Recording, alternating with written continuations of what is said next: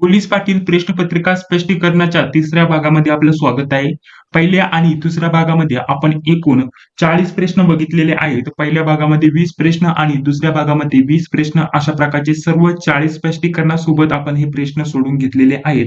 आता आपण पुढील प्रश्नासोबत या व्हिडिओला सुरुवात करत आहोत. बघा 41 नंबरचा देखील आपला प्रश्न झाला होता.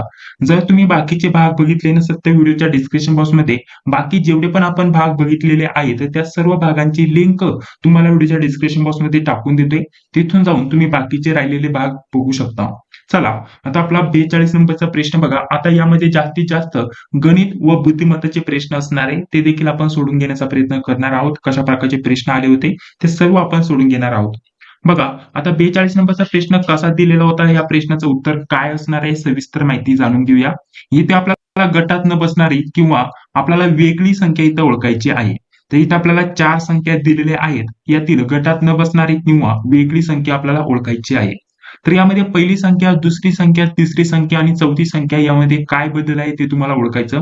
यामध्ये 3 ज्या संख्या असणार आहेत त्या कॉमन असणार आहे. त्यामध्ये जी क्रिया करण्यात आलेली आहे ती सारखीच असणार आहे.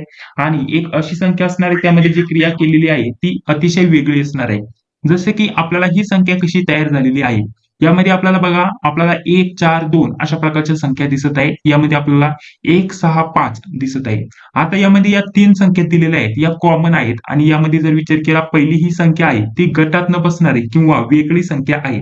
ते कसं मी तुम्हाला सांगतो. इथे सर्वात पहिल्यांदा 1 दिलाय बरोबर. त्यानंतर इथे दिलेला आहे 5. म्हणजेच 5 प्लस 1 किती होतो म्हणजे 5 अधिक 1 किती होतात तर 6 बरोबर. म्हणजे 5 प्लस 1 6 होतात म्हणजेच इथं 6 आले बरोबर. अशा प्रकारचं इथे देखील इथे 1 दिलाय इथं 2 दिलाय म्हणजेच 1 प्लस 2 किती होतात तर 3 होतात. तर मधली संख्या कोणती आहे 3 आहे. इथे सुद्धा 1 आणि आपल्याला 7 दिसत आहे. 1 प्लस 7 किती होतात 8 होतात. म्हणजेच अशा प्रकारची 8 संख्या इथं आपल्याला दिसत आहे. परंतु यामध्ये जर विचार केला तर यामध्ये आपल्याला तसं दिसत आहे का नाही. इथं 1 आणि 2 दिलंय. 1 आणि 2 किती होतात तर 3 होतात. परंतु इथं किती दिले 4. त्यामुळे ही गटात न बसणारी संख्या आपल्याला सांगता येईल. आपला पुढील प्रश्न आता काय दिलेला आहे समजून घेऊया. इथे सुद्धा आपल्याला या गटात न बसणारी म्हणजे चुकीची संख्या किंवा गटात न बसणारी आपल्याला संख्या ओळखायची आहे. तर त्याच टाईपचे उदाहरण आहे. तर यामध्ये आपल्याला 4 संख्या दिलेल्या आहेत. तर बघा यामध्ये काय क्रिया केल्याने आपल्याला गटात न बसणारी संख्या सांगता येईल. तर यामध्ये जर विचार केला तर इथे 79 दिलेलं आहे. तर 79 ही मूळ संख्या आहे. ठीक आहे. ही आहे मूळ संख्या. जर विचार केला तर ही सुद्धा मूळ संख्या आहे. ही सुद्धा मूळ संख्या आहे. आणि या ज्या 3 संख्या आहेत, या ज्या 3 संख्या आपल्याला असं देखील सांगता येईल 4 ही संख्या आपल्याला विषम संख्या आहे. समसंख्या एक पण नाहीये. परंतु यामध्ये मूळ संख्या म्हणजे आपल्याला इथं काय सांगता येईल की 69 किंवा 79 ठीक आहे. 79 संख्या दिलेली आहे. या संख्येला पूर्ण भाग कोणत्या संख्येने जात नाहीये. 1 संख्येना, 2 संख्येना, 3, 4, 5, 6 अशा प्रकारचा कोणत्याच संख्येनं आपल्याला 9 पर्यंत किंवा कोणत्याही संख्येला पूर्ण भाग जात नाहीये. ठीक आहे. अशा प्रकारचं आपल्याला इथं सांगता येईल. पुढे जर विचार केला 53 या संख्येला देखील कोणत्याही संख्येला पूर्ण भाग जात नाहीये. ठीक आहे. तर अशा प्रकारचं ही सुद्धा मूळ संख्या झाली. अशा प्रकारचं आपल्याला 89 ला सुद्धा कोणत्याही संख्येने भाग जात नाहीये, पूर्ण भाग जात नाहीये. तसं इथं 27 संख्येत दिलेले 9 त्रिक 27 ठीक आहे. 9 त्रिक 27 अशा प्रकारचा पूर्ण भाग फक्त आपल्याला या संख्येला गेलेला बघण्यासाठी भेटतोय. बाकी इतर ज्या 3 संख्या आहेत त्यांना कोणत्याही संख्येनं पूर्ण भाग जात नाहीये. त्यामुळे आपल्याला काय सांगता येईल की आपल्याला 27 ही संख्या हिला पूर्ण भाग जातो.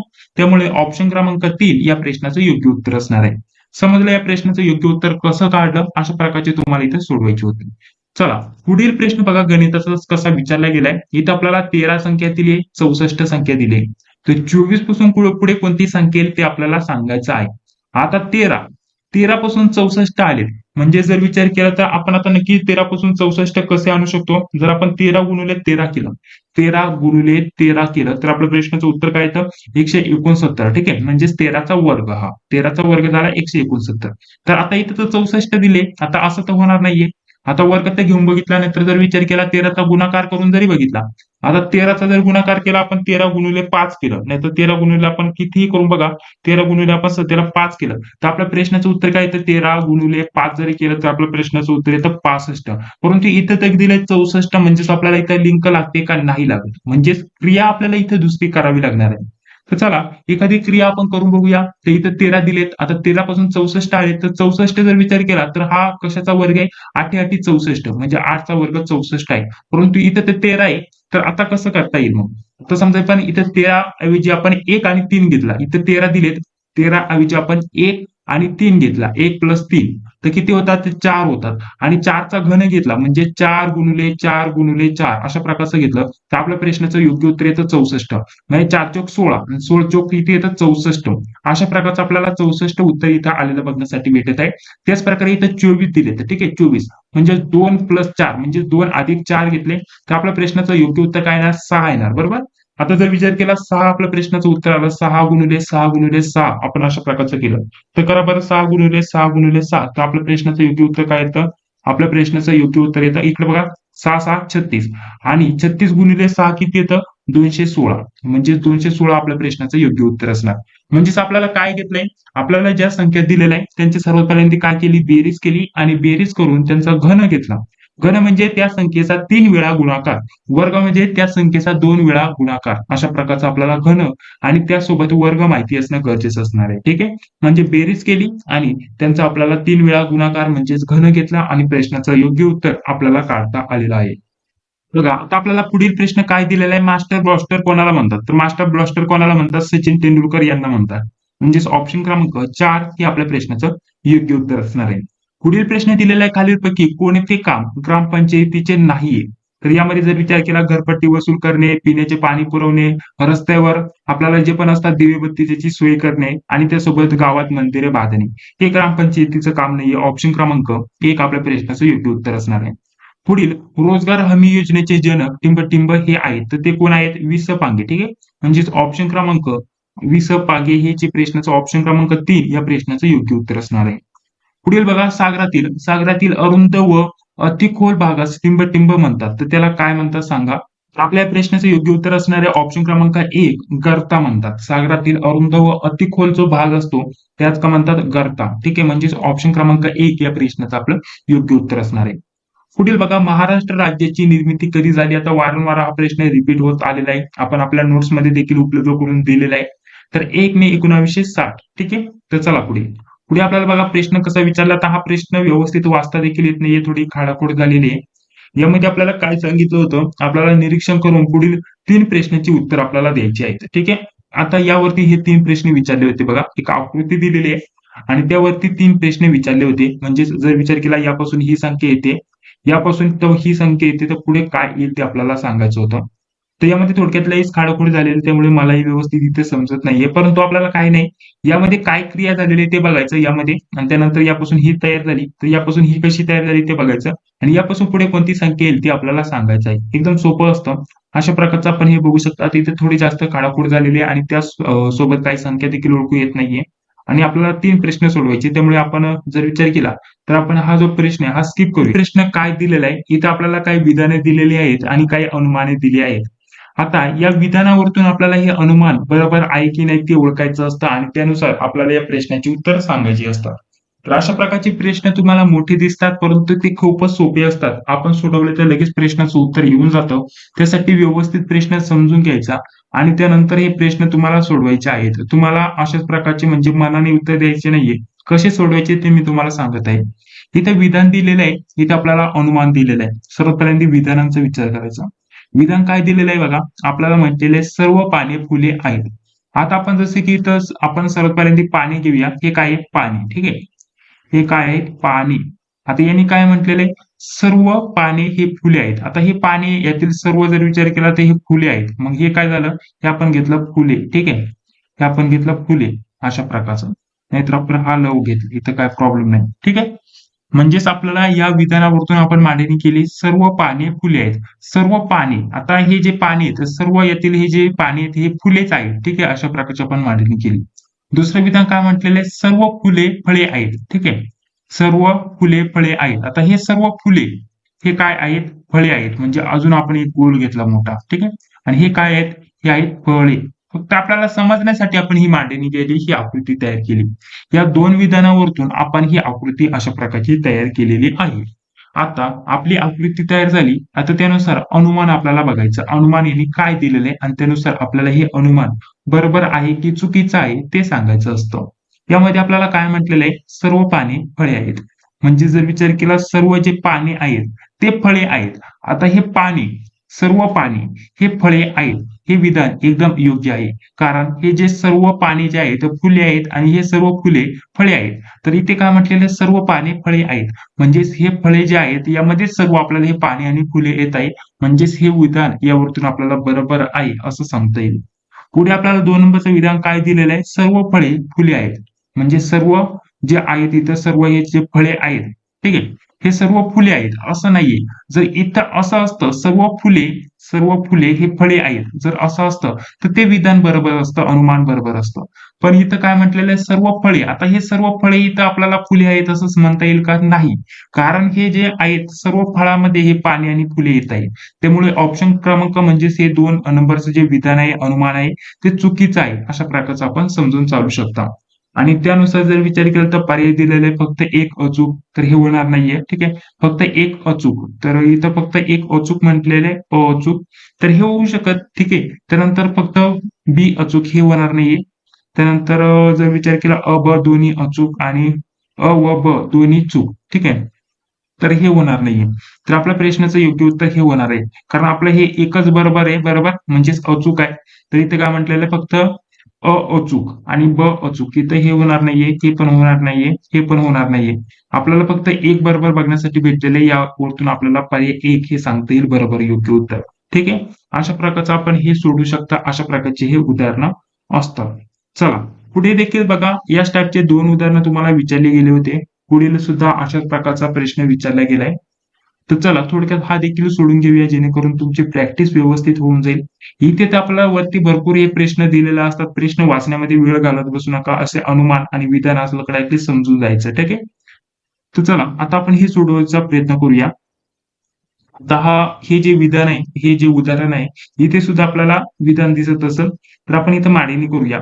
इथं काही मराठी लोकांना पर्यटन करणे आवडते. ठीक आहे. आता इथं आपण सर्वात पहिल्यांदा इथं एक काय घेऊया, हे मराठी लोक घेऊया. ठीक आहे. हे कोण आहेत? मराठी. आणि या मराठी लोकांना पर्यटन करणे आवडते. काही यातील फक्त काही म्हटलेले आहे. सर्व म्हटलेले आहे का? नाही. काही हा शब्द वापरलेला आहे. म्हणजे यातील काही लोक जे आहेत यांना काय आवडते? पर्यटन. ठीक आहे.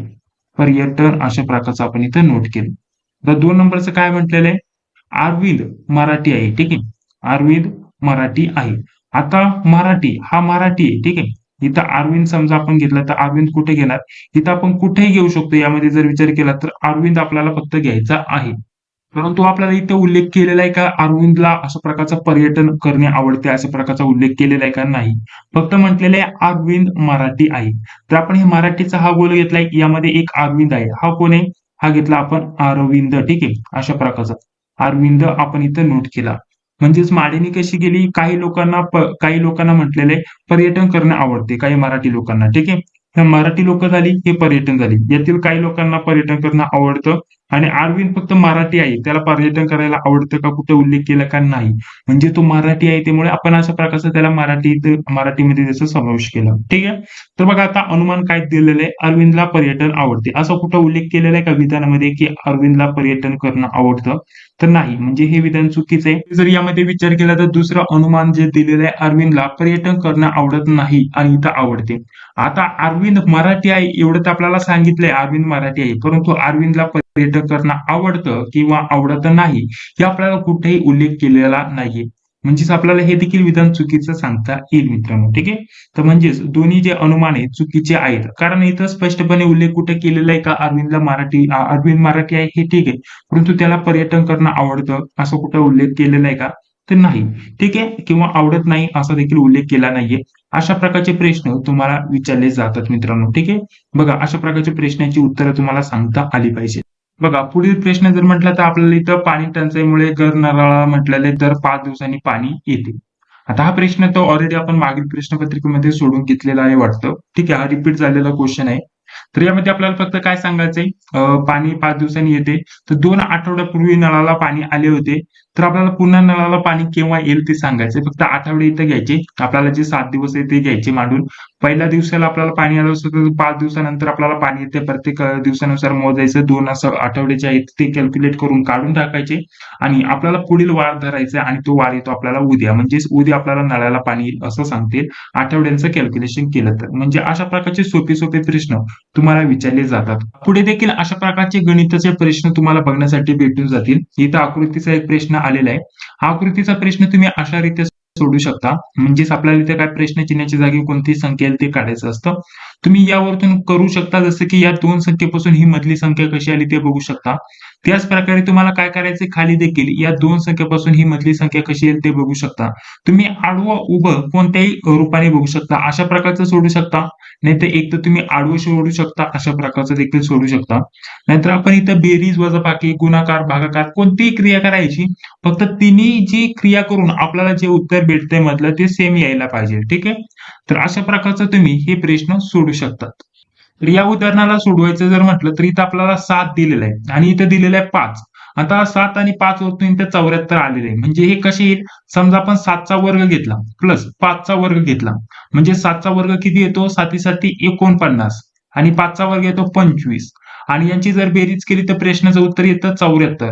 म्हणजेच आपल्याला या 2 संख्येवरतून ही संख्या कशी आली ते इथं समजून आलेलं आहे. ठीक आहे. म्हणजेच आपल्याला या प्रश्नाचं उत्तर कसं आलं ते समजून आलं.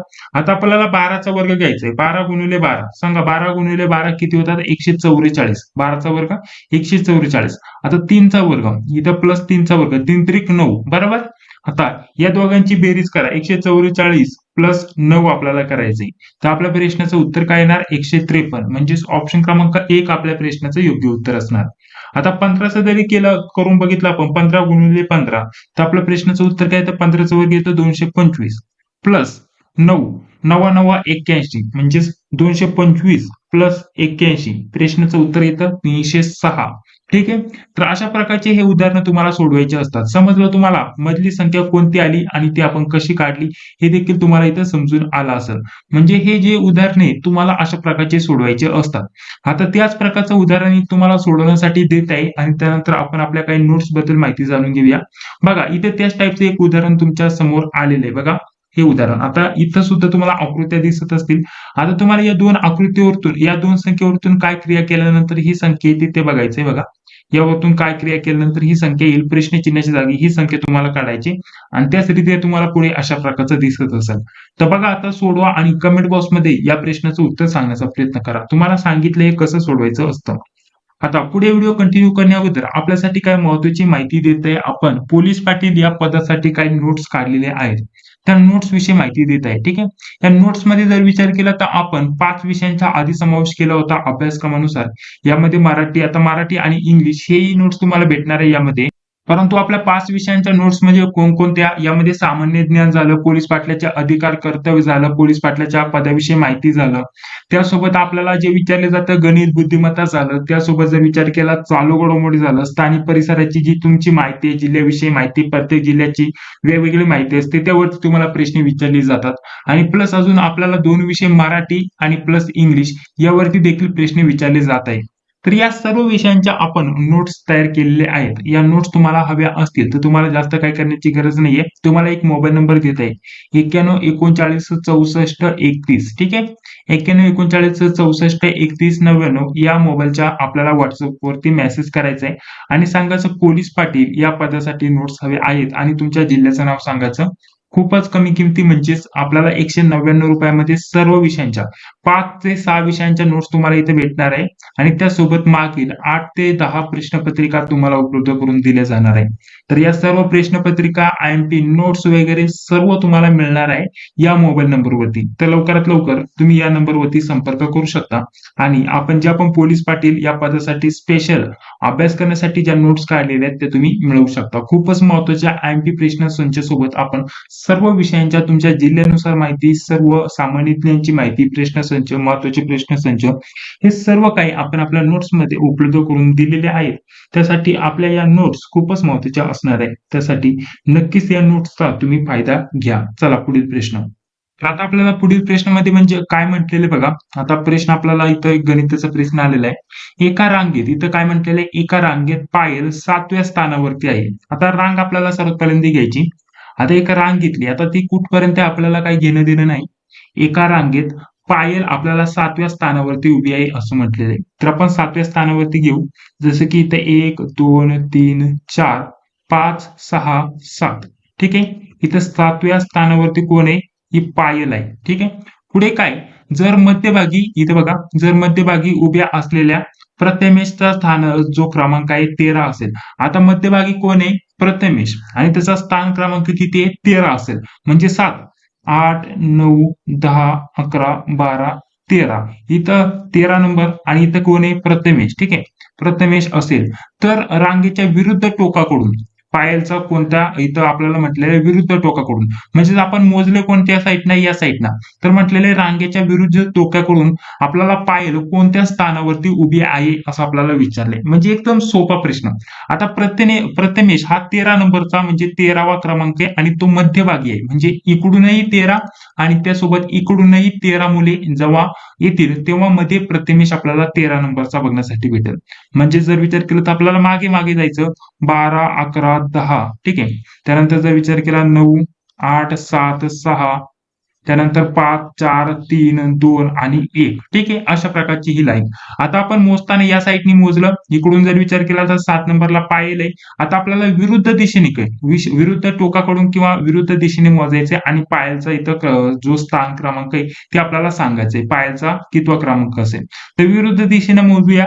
इथं 13वा प्रथमेश आहे. त्यानंतर 14, 15, 16, 17, 18, 19. ठीक आहे. तर 19 नंबरचा जर विचार केला तर 19 नंबरला आता कोणी असेल? पायल असतात विरुद्ध दिशेने. म्हणजेच आपल्याला प्रश्नामध्ये जसा प्रश्न वाचतोय जशी मांडणी करतोय त्यानुसार लगेच आपल्याला या प्रश्नाचं उत्तर काढता येणार आहे. अशा प्रकारचे देखील तुम्हाला प्रश्न विचारले जातात. काही डाऊट असतील तर कमेंट बॉक्समध्ये सांगायला विसरू नका. अशा प्रकारचे हे प्रश्न तुम्हाला सोडवायचे होते. अशा प्रकारचे आपण हे प्रश्न सोडून घेतलेले आहेत. तर खाली जर विचार केला तर जास्त आपल्याला दिनदर्शिकावरती प्रश्न बघण्यासाठी भेटलेले आहेत. अशा प्रकारचे बाकीचे प्रश्न आहेत जे की आपण राहिलेले प्रश्न पुढील भागामध्ये सोडून घेण्याचा प्रयत्न करणार आहोत. बघा बाकी विचार केला तर अशा प्रकारचे बाकीचे गणिताचे देखील भरपूर प्रश्न आहे आणि लास्टला अशा प्रकारचा एबीसीडीचा आपल्याला प्रश्न बघण्यासाठी भेटलेला आहे. तर हे सर्व प्रश्न आपण पुढील भागामध्ये सोडून घेणार आहोत. त्यासाठी पुढील भाग बघायला विसरू नका. जर आपल्याला हा व्हिडिओ आवडला असेल तर व्हिडिओला एक लाईक करा. चॅनलवरती पहिल्यांदा आला असेल तर चॅनलला सबस्क्राईब करा. जी बेल ती लाईक क्लिक करा. भेटूया पुढील व्हिडिओमध्ये. जय हिंद, जय महाराष्ट्र.